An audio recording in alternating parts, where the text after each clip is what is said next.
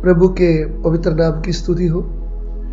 एक बार फिर हम प्रभु के कदमों में आए हैं। सुबह के समय में जैसे हर रोज हम प्रभु के वचनों को सुनते हैं, सुनना भी चाहिए, क्योंकि प्रभु का वचन हमारी आत्मा का भोजन है।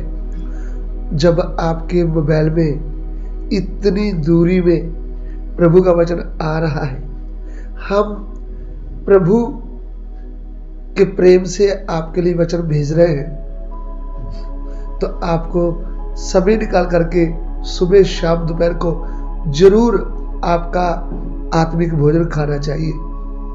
सो चलिए आज के ध्यान के लिए हम पढ़ रहे हैं रोमियो की पत्री, उसका 11 अध्याय, उसका 20 वचन। रोमियो 11 अध्याय तो उसका 20 वचन। रोमिस चैप्टर 11 वर्स 20। ਉਹ ਤਾਂ ਬੇਪਰਤੀਤੀ ਦੇ ਕਾਰਨ ਤੋੜੀਆਂ ਗਈਆਂ, ਪਰ ਤੂੰ ਪ੍ਰਤੀਤ ਹੀ ਦੇ ਕਾਰਨ ਖਲੋਤਾ है। गर्व ना कर, सगो डर। ठीक है, वे तो अविश्वास के कारण तोड़ी गई, परंतु तू विश्वास से बना रहता है, इसलिए अभिमानी ना हो, परंतु भय मान। यहाँ पे पौलुस प्रेरित रोमिया में रहने वाले जो अन्य जाति से आए थे विश्वासी भाई बहनों को एक पत्र लिख रहा है। उनको ये बात बड़ी सिखाता है कि देखो भाई बहनों, आपको प्रभु की कलीसिया में आने का एक अवसर मिला है, आपको एक मौका मिला है, तो आप घमंडी ना बनना। आप ये मत सोचना कि हमारी प्रभु को जरूरत थी इसलिए हमको चुना है, ऐसा नहीं है। पौलुस प्रेरित कहते हैं, तू जो जंगली जैतून से काटकर असली जैतून में साटा गया। सो गंभीर वचन है। उसका मतलब हम जो अन्य जाति लोग हैं, हम परमेश्वर की चुनी हुई कौम नहीं थे। परमेश्वर का चुना कौम वो है इस्राएल कौम।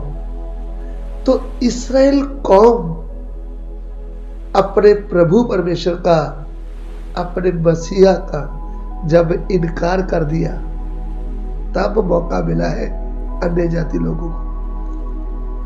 सो जब अन्य जाति लोग सत्य वचन को सुनते हैं, उनकी बुद्धि खुलती है, उनको पता चलता है मुझे बनाने वाला सृष्टिकर्ता परमेश्वर वही मनुष्य के रूप में उद्धारकर्ता बनकर आया है, उसका ही नाम प्रभु यीशु है।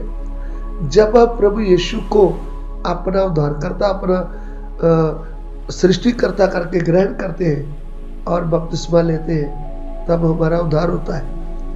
तो उद्धार पाने के लिए हमको कोई पैसा, कुछ भक्ति करने की आवश्यकता नहीं पड़ती। केवल प्रभु यीशु के ऊपर विश्वास करने से हमारा उद्धार हो जाता है। हम धर्मी बन गए, इसमें हमारा कुछ भी नहीं है। इसलिए लिखा है कि तू गर्व ना कर, तू अभिमानी ना हो, यानी घमंडी ना हो, और परमेश्वर का भय मान। तो प्रिय भाइयों बहनों, हमें परमेश्वर का भय मानना चाहिए कि हम पर अनुग्रह हो गया है। हमको जंगली जैतून से यानी शैतान के राज से निकालकर परमेश्वर के राज में प्रवेश कराया। जब हम कुलसिया 1:13 पढ़ते हैं, उनमें लिखा, उसने हमें अंधकार के वश से छुड़ाकर प्रिय पुत्र के राज में लाया है।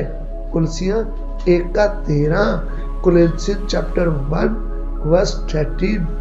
ਅਤੇ ਸਾਨੂੰ ਅੰਧਕਾਰ ਦੇ ਵਸ ਵਿੱਚੋਂ ਛੁਡਾ ਕੇ ਆਪਣੇ ਪਿਆਰੇ ਪੁੱਤਰ ਦੇ ਰਾਜ ਵਿੱਚ ਪਹੁੰਚਾ ਦਿੱਤਾ। उसी ने हमें अंधकार के वश से छुड़ाकर अपने प्रिय पुत्र के राज्य में प्रवेश कराया।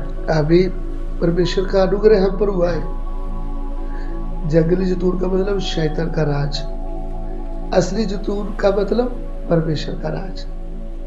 हमको शैतान के राज से काटकर वचन की तलवार से हमको किधर लाया है? जंगली असली जतूर में, यानी परमेश्वर के घर में। हमको परमेश्वर के ऊपर विश्वास करने से हमको लगा दिया गया है। तो अभी हम शैतान के राज से निकलकर परमेश्वर के राज में आए, तो वो सब अनुग्रह से हुआ है। इसलिए हमको भय मानना है कि हम कहीं गिर ना जाए, हम घमंड करके कहीं गिर ना जाए।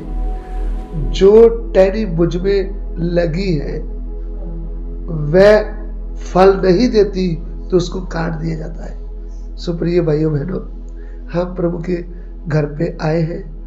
हमें विश्वास के द्वारा प्रभु के साथ उसके ऊपर भरोसा करने का मौका मिला है।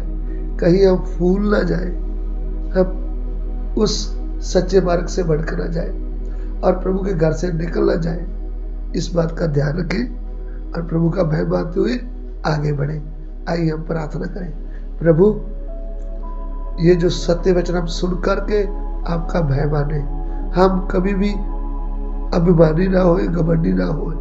प्रभु, तेरा भय मानते हुए आगे बढ़े। ये वचन हमारे हृदय में कार्य करे। पिता, विनती को ग्रहण कीजिए। यीशु मसीह के पवित्र नाम से मांगते हैं, आमीन।